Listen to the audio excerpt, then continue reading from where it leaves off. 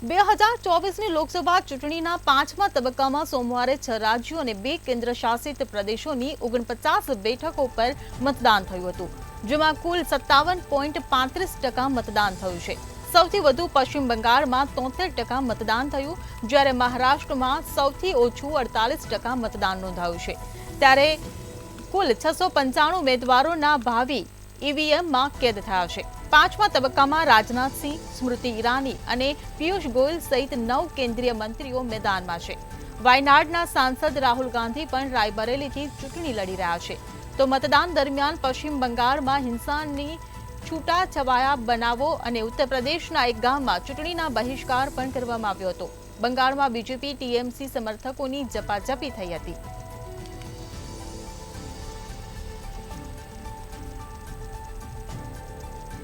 તો લોકસભા ચૂંટણીનું પાંચમા તબક્કાનું મતદાન પૂર્ણ થયું. સૌથી વધુ પશ્ચિમ બંગાળમાં 73% મતદાન થયું. 695 ઉમેદવારોના ભાવિ ઈવીએમમાં સીલ થયા. રાજનાથસિંહ અને રાહુલ ગાંધીએ પણ મતદાન કર્યું. સૌથી વધુ પશ્ચિમ બંગાળમાં મતદાન નોંધાયું છે, તો ઉમેદવારના ભાવિ ઈવીએમમાં સીલ થયા છે.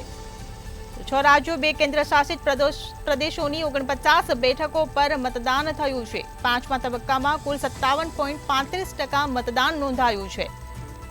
ત્યારે 695 ઉમેદવારોના ભાવિ હવે ઈવીએમમાં સીલ થયા છે. તો પાંચમા તબક્કાનું મતદાન આજે સવારથી શરૂ થયું હતું, જે હવે પૂર્ણ થઈ ચૂક્યું છે. રાજનાથસિંહ, રાહુલ ગાંધીના ભાવિ પણ ઈવીએમમાં કેદ થઈ ગયા છે. સૌથી વધુ પશ્ચિમ બંગાળમાં મતદાન નોંધાયું છે.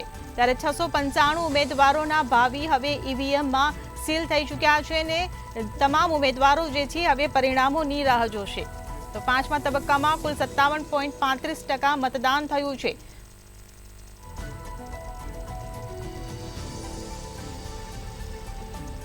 તો વિશાલ મહેતા આપણી સાથે લાઈવ જોડાઈ ગયા છે. જી વિશાલ, જે રીતે આજે પાંચમા તબક્કાનું મતદાન પૂર્ણ થયું છે, શું લાગી રહ્યું છે, કોણ જીતશે ને કોણ હારશે? ચોક્કસ જે રીતે અત્યારે હાલમાં પાંચમા તબક્કાનું મતદાન પૂર્ણ થયું છે અને સુરક્ષિત જે રીતે તમામ જે સુરક્ષા વ્યવસ્થા ગોઠવવામાં આવી હતી તેમને લઈને અત્યારે હાલમાં જે પરિણામોની જે અપેક્ષા કરવામાં આવી છે, ત્યાં ક્યાંક ને ક્યાંક અત્યારે હાલમાં જોવા જઈએ તો ક્યાંક ને ક્યાંક જે એનડીએનો તબક્કો જે છે ક્યાંક ભારે લાગે છે. ને અત્યારે હાલમાં આ તબક્કાને લઈને જે અત્યારે હાલમાં મતદાન છે તેની અંદર કોઈ પણ પ્રકારના વિક્ષેપ વગર જે મતદાન પૂર્ણ થયું છે, તેની અંદર હવે આગળ બેલેટ બોક્સોને અને જે ઈવીએમ મશીન છે તેને સ્ટ્રોંગ રૂમમાં લઈ જવામાં આવશે અને તમામ જે ઉમેદવારો છે તેનું ભાવિ હવે આ ઈવીએમ મશીનમાં સીલ થયું છે. હવે જોવાનું રહેશે કે ઉમેદવારો એટલે કે ખાસ કરીને જે મતદારો છે તેની પસંદગી કોના પર ઉતરે છે અને આખરે તે કયા નેતાને પસંદ કરે છે. પરંતુ જે રીતે હાલમાં મતદાન થયું છે, એક તરફ ગરમીનો માહોલ છે અને બીજી તરફ ક્યાંક ને ક્યાંક લોકોની જનસંખ્યા ઓછી જોવા મળી છે, પરંતુ તે વચ્ચે જે રીતે હાલમાં ઇલેક્શનની અંદર જે મતદાન થયું છે તે હવે આગળના પરિણામો બતાવશે કે તે પસંદગી કોના પર ઉતારે છે. જી વિશાલ, પરંતુ જે રીતે આજે પાંચમા તબક્કાનું મતદાન થયું તો કેટલીક જગ્યાએ આચારસંહિતાનો ભંગ પણ જોવા મળ્યો ને ક્યાંક ઉમેદવારો પણ બાખડ્યા, શું કહેશો?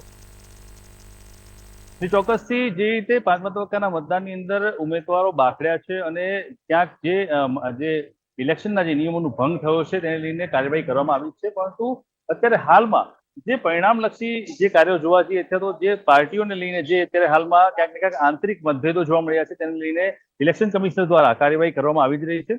પરંતુ આગામી સમયની અંદર જો જે અત્યારે હાલમાં જે ઉમેદવારો છે તે બાખડ્યા છે તેને લઈને કાર્યવાહી તો કરવામાં આવશે જ, પરંતુ જે પરિણામો છે તે પરિણામો બતાવશે કે આખરે જનતાની પસંદગી કોના પર ઉતરે છે. જી વિશાલ, સમગ્ર માહિતી બદલ આભાર. તો આજે પાંચમા તબક્કાનું મતદાન પૂર્ણ થયું છે. 6 રાજ્યો 2 કેન્દ્ર શાસિત પ્રદેશોમાં મતદાન થયું. પાંચમા તબક્કામાં કુલ 57.35% મતદાન યોજાયું. તો 49 બેઠકો પર આ મતદાન પ્રક્રિયા હાથ ધરાઈ હતી. ત્યારે રાજનાથસિંહ, રાહુલ ગાંધી જેવા દિગ્ગજોનું ભાવિ હવે ઈવીએમમાં સીલ થઈ ગયું છે. 695 ઉમેદવારોના ભાવિ હવે ઈવીએમમાં સીલ થયા છે. ત્યારે સૌ કોઈ ઉમેદવાર પરિણામની હવે રાહ જોઈને બેઠા છે. તો 695 ઉમેદવારો મેદાનમાં હતા, ત્યારે આજે 695 ઉમેદવારોના ભાવિ ઈવીએમમાં સીલ થયા છે.